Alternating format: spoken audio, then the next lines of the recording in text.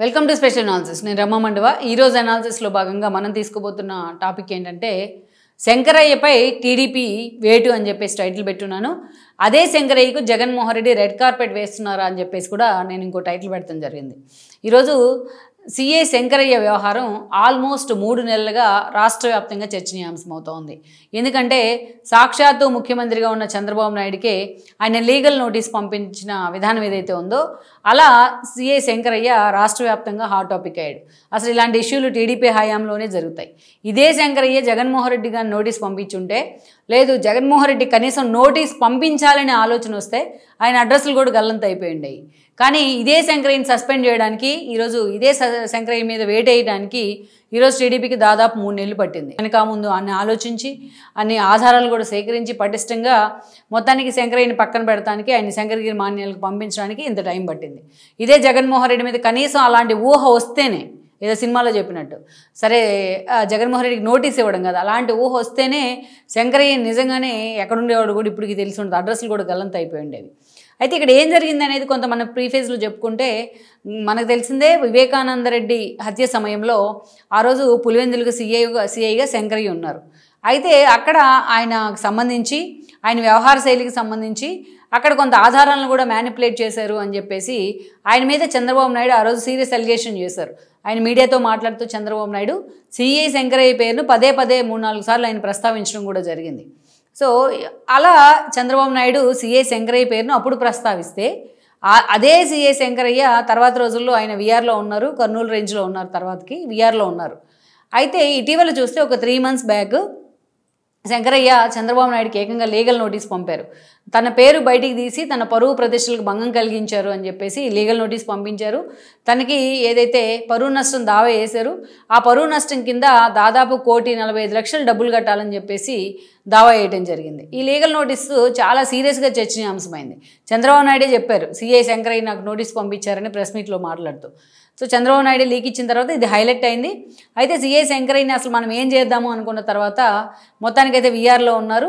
ఇప్పుడు కోయ ప్రవీణ్ డిఐజీ ఉన్నారు కర్నూలు రేంజ్, ఆయన మీద పూర్తి స్థాయిలో వెయిట్ వేయడం జరిగింది. మొత్తం ఆయన ఇంకా కెరీర్ కూడా ఫుల్ స్టాప్ పడ్డట్టే. అయితే ఇక్కడే జగన్మోహన్ రెడ్డి వైపు వెళ్తున్నారు సిఐ శంకరయ్య అనేది ఒక చర్చ. జగన్మోహన్ రెడ్డి సిఐ శంకరయ్యకు రెడ్ కార్పెట్ వేయబోతా ఉన్నారు అనేది ఇంకో చర్చ. ఎందుకంటే జగన్మోహన్ రెడ్డికి అలవాటే ఇది. గతంలో టీడీపీ హయాంలో తాడిపత్రిలో జేసీ బ్రదర్స్ మీదకి గోరెంట్ల మాధవ్ ఏ స్థాయిలో వెళ్ళారో మనకు తెలుసు. ఆయన కూడా ఒక పోలీసు బ్యాక్గ్రౌండే. వెళ్ళి నానా హంగామా చేసి నానా యాగి చేస్తే అలాంటి గోరెంట్ల మాధవ్ని తీసుకొచ్చి జగన్మోహన్ రెడ్డి తన పార్టీలో చేర్చుకున్నారు. తన పార్టీలో చేర్చుకుని ఆయనకి ఎంపీ టికెట్ ఇస్తే జగన్మోహన్ రెడ్డి వేవ్లో ఆయన ఎంపీగా కూడా గెలిచారు. గెలిచిన తర్వాత గోరెంట్ల మాధవ్ అనే వ్యక్తి అసలు రాజకీయాలకు పనికిరాడు అని తనను తానే ప్రూవ్ చేసుకున్నాడు ఆయన. మనం చూసినట్లయితే అక్కడ కియాకార్లు ఎక్స్టెన్షన్ ప్లాంట్ పెడదాం అనుకుంటే పోయి అక్కడ ప్రతినిధులు వేలు పెట్టి చూపించడం కానీ, పార్లమెంట్లో టీడీపీ ఎంపీలను ఉద్దేశించి అలా గలీజ్గా ఆయన మాట్లాడిన మాటలు కానీ, ఏకంగా ఆయన ఒక ప్రైవేట్ వీడియోలో దొరికిపోవడం కానీ, కొంతమంది మహిళలతో మాట్లాడుతూ ఇలా ప్రతి ఇష్యూలో ఏదో ఒక కాంట్రవర్సీలో ఉంటానే ఉన్నారు ఆయన. ఆయన చేసే పనులన్నీ కూడా జగన్మోహన్ రెడ్డికి, వైసీపీ అధిష్టానానికి కూడా తలనొప్పులు తెచ్చిపెట్టిన పరిస్థితుంది. పార్టీ పరువు రోడ్డును పెట్టాడు ఆయన. టికెట్ ఇచ్చినందుకు జగన్మోహన్ రెడ్డి రుణం తీర్చుకున్నాడు ఆ రకంగా. సో అందుకని ఆయనకి మొన్నటి ఎన్నికల్లో టికెట్ కూడా ఇవ్వలేదు జగన్మోహన్ రెడ్డి. ఆ ఎంపీ టికెట్ కోసం ఎక్కడి నుంచో శ్రీరాములు చెల్లెలను తీసుకొచ్చి అక్కడ పోటీ చేయించే ప్రయత్నం చేశారు. సో కనీసం ఎంపీ టికెట్ కూడా ఇవ్వాల.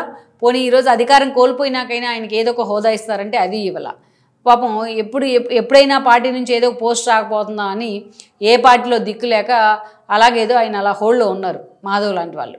సో ఇప్పుడు మరి అదే శంకరయ్యను జగన్మోహన్ రెడ్డి తన పార్టీలోకి తీసుకుంటా ఉన్నారు అనేది మనకున్న సమాచారం. మరి పార్టీలోకి తీసుకుంటే ఆయన కూడా ఎక్కడో చోట ఖాళీగా ఉన్న చోటు చూసి ఆయన ఏదో సమన్వయకర్తగానో ఇన్ఛార్జిగా ప్రకటించే ప్రయత్నం చేస్తారనేది ఇంకోవైపు నుంచి నడుస్తున్న చర్చ. ఎందుకంటే గతంలో విజయ్ కుమార్ విషయంలోనూ, మాజీ ఐఏఎస్ విజయ్ కుమార్ లాంటి వాళ్ళ విషయంలో ఇలాంటి చర్చ జరిగింది. వాళ్ళు పార్టీ నుంచి టికెట్ ఎక్స్పెక్ట్ చేసినా బట్ అది ఇంకా అంత సీరియస్గా అయితే వర్కౌట్ కాలేదు. అలా జగన్మోహన్ రెడ్డి ఎవరైతే టీడీపీకి వ్యతిరేకంగా, చంద్రబాబు నాయుడికి వ్యతిరేకంగా పనిచేస్తూ ఉంటారో అలాంటి వాళ్ళని తీసుకొని పార్టీలో ప్రమోట్ చేయడం, పోస్టులు ఇవ్వడం, వాళ్ళని ఏదో ఒక అధికార పదవిలో కూర్చోబెడతాం జగన్మోహన్ రెడ్డికి అలవాటే ముందు నుంచి. అందుకే ఈ రోజున శంకరయ్య మీద టీడీపీ వేటేస్తే సో అదే శంకరయ్యని తీసుకొని ఈరోజు జగన్మోహన్ రెడ్డి పార్టీలోకి తీసుకుపోతా ఉన్నారు.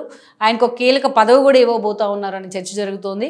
అసలు జగన్మోహన్ రెడ్డి బ్యాక్ ఎండ్లో ఉండడం కారణంగానే ఏకంగా ముఖ్యమంత్రి చంద్రబాబు నాయుడు మీదే ఆయన పిల్లేయడానికి సాహసించారు అనేది కూడా గతంలో జరిగిన ఒక ప్రచారం.